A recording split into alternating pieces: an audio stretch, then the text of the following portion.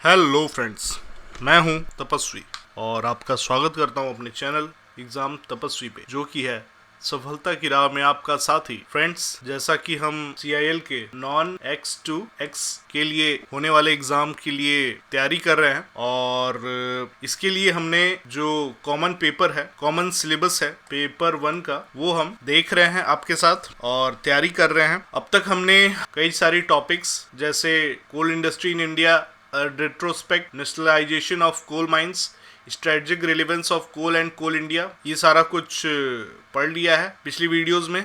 आज हम organisational structure of CIL इसको देखेंगे, इस पर चर्चा करेंगे। तो चलिए शुरुआत करते हैं। तो फ्रेंड्स, आज हम पढ़ेंगे organisational structure of Coal India. इसमें भी हम बात करेंगे कोल इंडिया के ऑर्गेनाइजेशनल स्ट्रक्चर की अलग अलग एस्पेक्ट से। सबसे पहले हम कॉर्पोरेट लेवल पे क्या स्ट्रक्चर है वो देखेंगे, उसके बाद सब्सिडरी लेवल पे, उसके बाद रीजनल और ऑपरेशनल यूनिट लेवल पे, और फिर फंक्शनल यूनिट के लेवल पे बात करेंगे, और लास्ट में हमने क्या पढ़ा उसकी समरी देखेंगे। तो शुरुआत करते हैं कॉर्पोरेट लेवल से। जैसा कि सभी कंपनियों में होता है, कोल इंडिया में भी सेम एज कॉर्पोरेट लेवल चलता है। सबसे ऊपर बोर्ड ऑफ डायरेक्टर्स होंगे। अब बोर्ड ऑफ डायरेक्टर्स में कौन कौन आता है, तो सबसे जो एपेक्स शीर्ष पोस्ट होती है वो होती है चेयर कम मैनेजिंग डायरेक्टर की, CMD की, जो कि हाईएस्ट एग्जीक्यूटिव अथॉरिटी होता है और वो ही जिम्मेदार होता है सारे मैनेजमेंट और स्ट्रेटेजिक डिसीजन लेने के लिए। तो सबसे पहले होता है CMD। उसके नीचे कौन आता है, उसके नीचे आते हैं फंक्शनल डायरेक्टर्स। इनका काम क्या होता है, उनके अपने सेपरेट डिपार्टमेंट्स होते हैं। जैसे पर्सनल के लिए एक सेपरेट डायरेक्टर होगा, फाइनेंस देखने के लिए एक अलग डायरेक्टर होगा, मार्केटिंग कोई और देखेगा, टेक्निकल प्रोजेक्ट्स किसी और के पास होंगी, और प्लानिंग वगैरह कोई और करेगा। तो इस तरह हायरार्की चलती है। फर्स्ट ये CMD, सेकंड फंक्शनल डायरेक्टर्स। अब इनके नीचे कौन आएगा, इनके नीचे एक कमेटी होगी जिसे कि एग्जीक्यूटिव कमेटी कहते हैं। अब इस कमेटी का क्या रोल है, तो इस कमेटी में साथ बैठेंगे CMD प्लस फंक्शनल डायरेक्टर। किसी बड़े मुद्दे पर, किसी बड़ी टास्क पर ये ज्वाइंटली बैठ के डिसीजन लेंगे और अकॉर्डिंगली उसे अप्लाई करेंगे। जैसा कि आपने खुद ही पढ़ा होगा, सुना होगा, हमारे प्राइम मिनिस्टर सबसे हेड होते हैं मिस्टर मोदी, मगर वो देश को चलाने के लिए सारे डिसीजंस खुद अकेले नहीं लेते। उनके नीचे टीम होती है, किसकी, कैबिनेट मिनिस्टर्स की। उनमें भी सबका स्वतंत्र प्रभार होता है, सबकी अपनी जिम्मेदारी होती है। कोई कोयला मिनिस्टर है, कोई फाइनेंस मिनिस्टर है, कोई ट्रांसपोर्ट देखता है, कोई इंडस्ट्रियल ऑफिसर है। और ये जब साथ बैठ के डिसीजन लेते हैं तो उसे हम क्या कहते हैं, PMO, prime minister office. Mostly जो बड़े डिसीजंस होते हैं वो ये साथ बैठ के ही लेते हैं। इनमें भी कुछ और मिनिस्टर्स होते हैं कैबिनेट में, जिनको की रूल्स रेगुलेशंस देखने होते हैं, वो आते हैं किचन कैबिनेट। तो ओवरऑल स्ट्रक्चर समझाने के लिए मैं आपको एग्जांपल दे रहा था कि इस तरह से जो टॉप एंड पॉलिसीज और ऑर्गेनाइजेशनल स्ट्रेटजीज बनाए जाते हैं वो एग्जीक्यूटिव कमेटी के द्वारा तैयार किए जाते हैं, और एग्जीक्यूटिव कमेटी कैसे वर्क करती है। ओके, इसके नीचे फिर कौन आता है, इसके नीचे फिर अलग अलग कॉर्पोरेट डिपार्टमेंट्स होते हैं, जैसे कि finance, personal department, marketing department, technical departments etcetera. Personal department जिम्मेदार होता है फाइनेंशियल प्लानिंग के लिए, बजटिंग के लिए और अकाउंटिंग वर्क्स के लिए। पर्सनल और इंडस्ट्रियल रिलेशन अलग डिपार्टमेंट देखता है, जो कि ह्यूमन रिसोर्स को मैनेज करता है, लेबर रिलेशंस को संभालता है, और एम्प्लॉय वेलफेयर के लिए क्या जरूरी स्टेप्स हैं वो देखता है। मार्केटिंग डिपार्टमेंट क्या करता है, कोल की सेल्स, डिस्ट्रीब्यूशन और कस्टमर रिलेशन को ऑपरेट करता है, संभालता है। ऐसे ही डिपार्टमेंट होता है टेक्निकल डिपार्टमेंट। टेक्निकल डिपार्टमेंट क्या करता है, वो फोकस करता है माइनिंग ऑपरेशंस पे, सेफ्टी पे, टेक्नोलॉजी पे, यानी कहाँ न्यू माइंस खुलनी है, टेक्निकल डिपार्टमेंट वो चेकआउट करेगा। माइंस में नए हैवी मशीनरी की जरूरत है, वो टेक्निकल डिपार्टमेंट देखेगा, और नई टेक्नोलॉजी कैसे उसको हम यूटिलाइज करें, क्या हमें जरूरत है, उसको जाके देखेगा और उसे प्रोक्योर करेगा CIL के लिए, ताकि CIL की सेल्स, ताकि CIL की प्रोडक्शन ऊपर जाए, बढ़े। और प्लानिंग और प्रोजेक्ट डिपार्टमेंट क्या करता है, वो रिस्पॉन्सिबल होता है, ये जो सारे काम करते हैं इनके तरफ से ब्यौरा जो दिया जाता है, डिसीजन लिया जाता है उन्हें एग्जीक्यूट करने के लिए, और काम सही से हो रहे हैं नहीं हो रहे हैं उन्हें मॉनिटर करने के लिए। तो ये सारा कुछ हमने देखा, पढ़ा अंडर कॉर्पोरेट डिपार्टमेंट, जो कि एग्जीक्यूटिव कमेटी के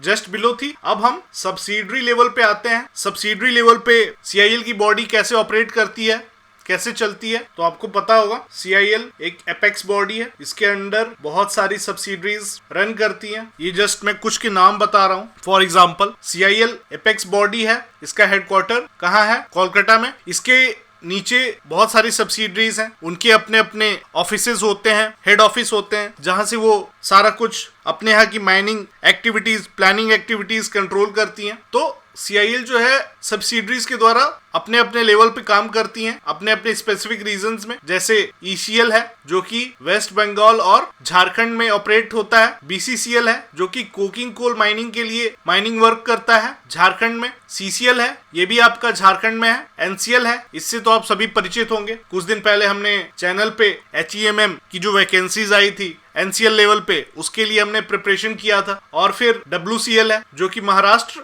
और मध्य प्रदेश के कुछ रीजन्स में ऑपरेट करता है। SECL है जो कि छत्तीसगढ़ और कुछ एरिया मध्य प्रदेश की उनमें ऑपरेट करता है। MCL ओडिशा में। CMPDI जो है वो टेक्निकल और कंसल्टेंसी सर्विस देता है माइनिंग और रिलेटेड फील्ड में। CIL जो है वो कहीं एक जगह नहीं बल्कि जहां जहां ये माइंस हैं इनके साथ ही साथ इनके आसपास इनको सपोर्ट करने के लिए इनके एक CMPDI के रीजनल ऑफिसेज हैं, जिसका CMPDI का वैसे हेडक्वार्टर रांची में है और अलग अलग जगहों पे इसके अलग अलग रीजनल इंस्टीट्यूट है। जैसे आपका NCL है, NCL के साथ काम करता है एक इसका रीजनल इंस्टीट्यूट RI6। CCL है, CCL के साथ इसकी RI काम करती है RI3। तो CMPDI का बेसिक काम है प्लानिंग करना, सर्च करना आसपास कोयले के भंडार और कहाँ हैं और उनका रिपोर्ट सबमिट करना, जिसके बेस पे NCL और अदर जो सब्सिडरीज हैं CIL की वो कोल एक्सकेवेशन का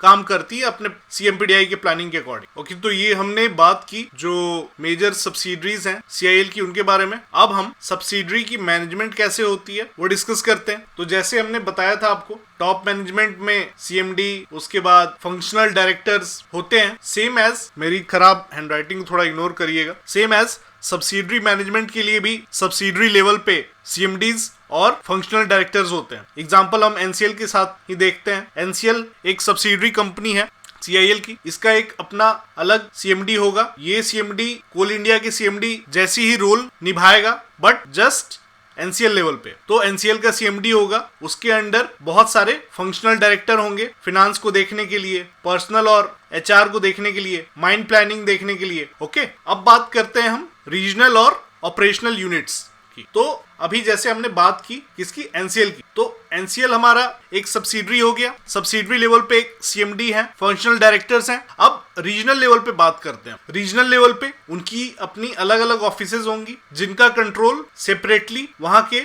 GM करेंगे अपने लेवल पे, GM जनरल मैनेजर्स। जैसे NCL की बात की हमने तो उसके कई सारे अलग अलग प्रोजेक्ट्स हैं, एरिया ऑफिसेज हैं। फॉर एग्जाम्पल जयंत है, निगाही है, खड़िया है। ओके, तो रीजन की रीजनल ऑफिसेज, प्रोजेक्ट ऑफिसेज वो फर्दर अपने लेवल पे मैनेजमेंट करती हैं और डे टू डे ऑपरेशंस के लिए माइन लेवल पे रिस्पॉन्सिबल होती हैं। इन्हीं के थ्रू माइन मैनेजमेंट का वर्क होता है जो GM या प्रोजेक्ट ऑफिसर देखता है। वो भी फर्दर इनको और एरिया में रिस्पॉन्सिबिलिटीज और वर्क के अनुसार डिवाइड करता है और उसके अकॉर्डिंगली सेफ्टी, प्रोडक्शन टारगेट और लोकल लेबर मैनेजमेंट देखता है। ओके, तो ये सारी चीजें हमने देखी सब्सिडरीज के बाद रीजनल और एरिया लेवल पे। अब हम फंक्शनल यूनिट्स की बात करते हैं कि फंक्शनल यूनिट्स कैसे काम करते हैं और क्या काम करते हैं। तो फंक्शनल यूनिट्स जो हैं वो सभी एरिया प्रोजेक्ट लेवल पे ऑपरेट करते हैं। जैसे मैंने एग्जांपल दिया, NCL के अंडर एक एरिया निगाही है। ओके, तो वहां के भी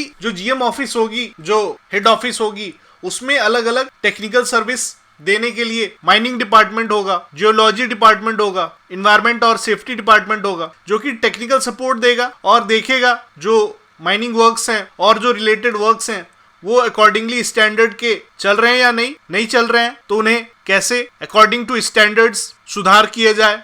ओके, टेक्निकल सर्विसेज की टीम होती है, सपोर्ट सर्विसेज की ऑफिसेज होती हैं। जैसे P&A डिपार्टमेंट आपने सुना होगा, जानते होंगे, जो HR संबंधी चीजों को देखता है। लीगल डिपार्टमेंट, कॉर्पोरेट अफेयर्स और पब्लिक रिलेशन के लिए डिपार्टमेंट्स होते हैं। अगला है ट्रेनिंग और डेवलपमेंट। अब नए एम्प्लॉयज आएंगे तो उनकी ट्रेनिंग की जरूरत होगी, उनको कंपनी का वर्क कल्चर कैसा है उससे इंट्रोड्यूस कराना पड़ेगा, उनको वर्क पैटर्न और वर्क की नीड्स क्या है वो समझानी पड़ेगी। मतलब टोटली उनको वर्क रेडी करना होगा। वो तो जस्ट आएंगे अपनी डिग्रीज के साथ, कंपनी के बारे में, कंपनी की पॉलिसीज के बारे में उन्हें क्या पता। तो ट्रेनिंग एंड डेवलपमेंट के लिए भी डिपार्टमेंट होते हैं जो टाइम टू टाइम कंपनी के स्किल डेवलपमेंट और एम्प्लॉयज की ट्रेनिंग के लिए जिम्मेदार होते हैं। अलग अलग ट्रेनिंग इंस्टीट्यूट बने होते हैं जो कि अलग अलग कैडर्स की तैयारी करवाते हैं। जैसे आपने CTI के बारे में सुना होगा, अलग अलग प्रोजेक्ट्स में ये होते हैं ट्रेनिंग इंस्टीट्यूट। और एग्जांपल दे रहा था मैं आपको HEMM वैकेंसीज की, तो HEMM वैकेंसीज